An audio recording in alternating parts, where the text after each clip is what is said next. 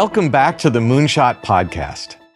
Now we're going to talk about software, the invisible problem of access to your health information and your ability to do something about it. We're going to be talking about this with Stephen Gillette, the CEO of Verily, one of the Moonshot graduates from X. Stephen, in his past life, has been a chief information officer for Starbucks. He's been the president of Best Buy. He's been the chief operating officer of Symantec.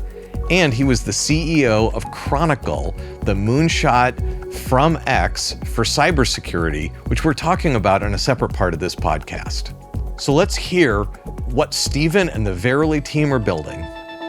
Welcome, Stephen. Hey, it's good to be back. We're going to be talking about healthcare and how to try to help people in a way that is very different from the way that healthcare currently works today.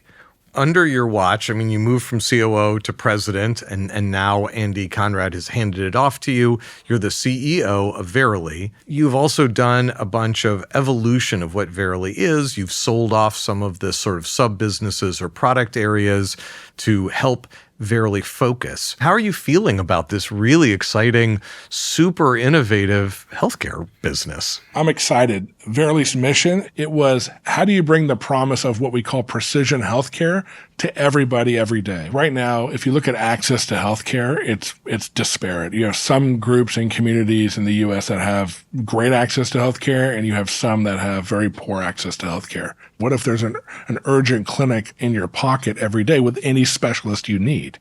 And rather than wait 6 months for this, 3 months for that, there's a huge need and demand for healthcare that doesn't exist. 97% of the healthcare data that matters to you is stuck behind firewalls today.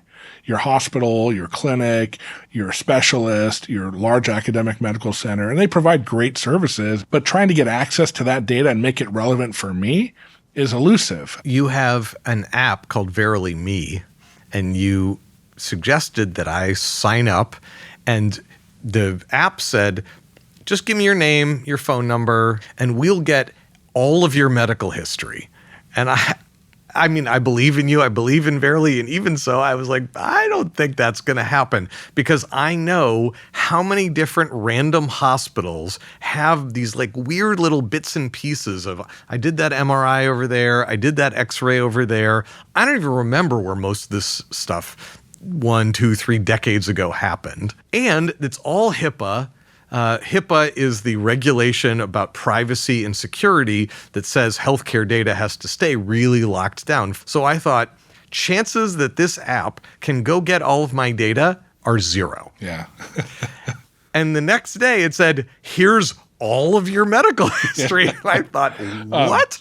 How did that happen? How does it work? So what Verily Me does, which is quite differentiated and extraordinary, is like you said, it's available on the App Store, so you can go download it. You take a selfie, and then you take a picture of your driver's license, and then we're both a technology company and a medical provider. We make a records request as a clinical provider of care for you. Got it. So almost no tech company could do what this app did because they don't have the standing as a medical provider to ask for the Astro data as a medical provider for Astro. Give us 2 or 3 examples. What happens if you're really looking at somebody's data? How can you make their healthcare more precise? When you're looking at Verily Me, our AI capabilities, we call her Violet, is talking and running on your data privately.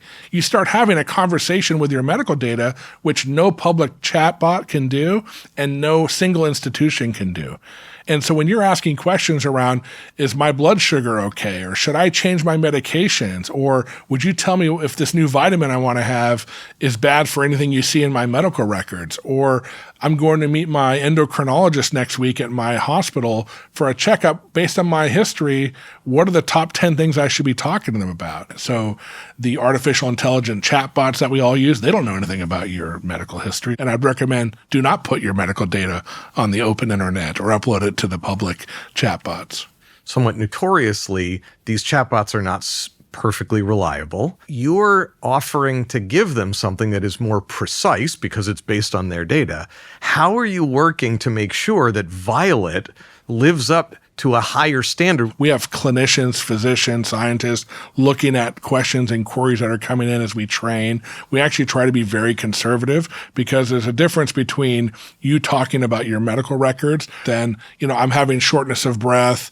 What do I do? Which we will immediately, kick that out to, you need to call 911. And Violet is not giving you your primary care. Now, over time, we think that could be a future that we bring in, but we have to go through the proper steps. So that sort of begs the question, where do you think all this is going? Like, best case scenario, I know you can't promise it, 10 years from now, how has Verily changed the world? We also believe at some point the industry will get to full self-driving equivalent, which is full autonomous care. I think the technology is largely there, but medical data is not available on the internet. So no matter how much you invest in these large language models that exist today, it's not getting all of the data you're going to really need to understand before you start doing primary care through the capabilities of artificial intelligence.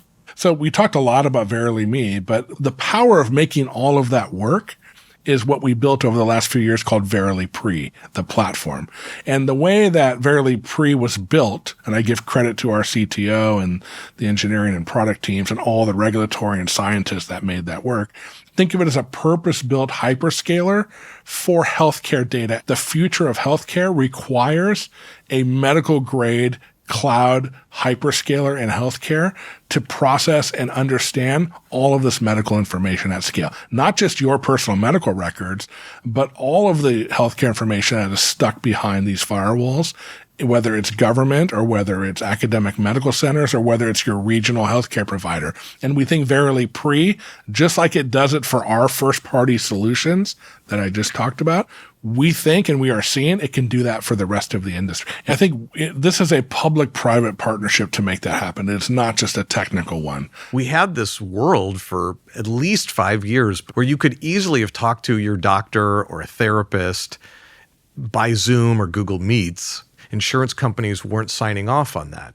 And then when COVID hit, all of a sudden, because there was no other way to talk to your doctor, that became okay. Do you think another crisis like that is going to be needed to get us up the stack of autonomy in healthcare? I think it'll be a mixed response. How do you take the rural farmer in Iowa and give them access to a specialist in which there is no specialist in the medical system that they're trying to get treatment at? And we think artificial intelligence eventually could be that fill. So I think it's not so much about there's going to be a step change, and it's more about here's how these technologies can be deployed to bring great, robust healthcare to groups around the United States and ultimately the world that don't today have access to great healthcare. It's a really inspiring vision. Thank you, Stephen, not only for being a great leader and making sure that Verily turns into an enduring business, but for having done it twice for ex-graduates. Thank you so much. Thank you. This is the Moonshot Podcast, a peak action production for X, the Moonshot Factory, with me, Astro Teller. You can find more episodes wherever you get your podcasts and on our YouTube channel. If you want to take your own moonshots, we've developed a masterclass certificate course. Check it out in the show notes below. If you enjoyed this podcast, don't forget to subscribe. It helps other people find out about this series.